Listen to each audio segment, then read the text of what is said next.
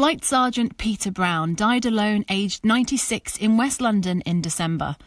Initially, his funeral was set to take place in a smaller venue in March, but after a campaign was launched to find surviving members of his family, a bigger venue had to be found after huge public interest in Peter's life story.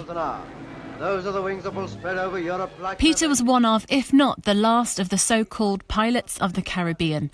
Born in Jamaica in 1926, Mr. Brown joined the RAF in September 1943. He trained as a wireless operator and gunner on Lancaster bombers before being posted to RAF Scampton in Lincolnshire. When the war ended, he re-enlisted as a signaller in the RAF. After Peter's death, an appeal was launched to find members of his family. Rosemary, who believes she is his second cousin, came forward after reading the story online.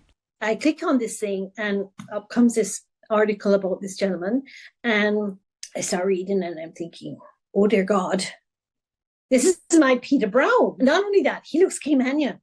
That must be my Peter Brown. He left Jamaica, he left his mother. His dad had passed away, but he left familiarity and life in Jamaica, which at that time, that's a big deal. You know, when you go from Cheshire or Southampton to go and fight across the channel, that's far enough. But when you go all the way from Jamaica to a new life and a new way of being, it's a big service. Kim Ashola was a neighbour of Peter Brown for many years. In life, you meet very few bright spots in life. Somebody that you would think, wow, I am so pleased that I knew him, that I met him. And Peter Brown is one of those people. He was stylish, always carried himself well, with dignity, smartly dressed, always smiling.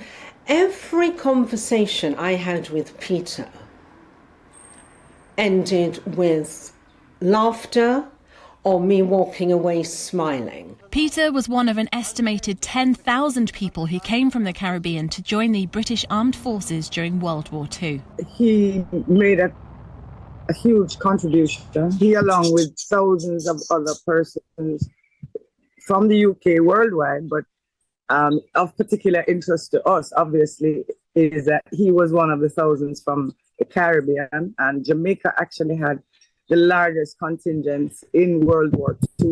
Everybody, what is significant is everybody was a volunteer.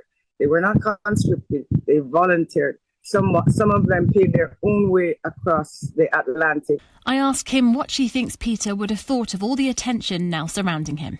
I think he would say, as he used to say when he thought something was funny, and he would say, ooh, something, ooh, can you believe it? You know, like an old Jamaican guy. Ooh, can you believe it? I think he actually would be so pleased that people cared about him. Lisa Hartle, GB News, London.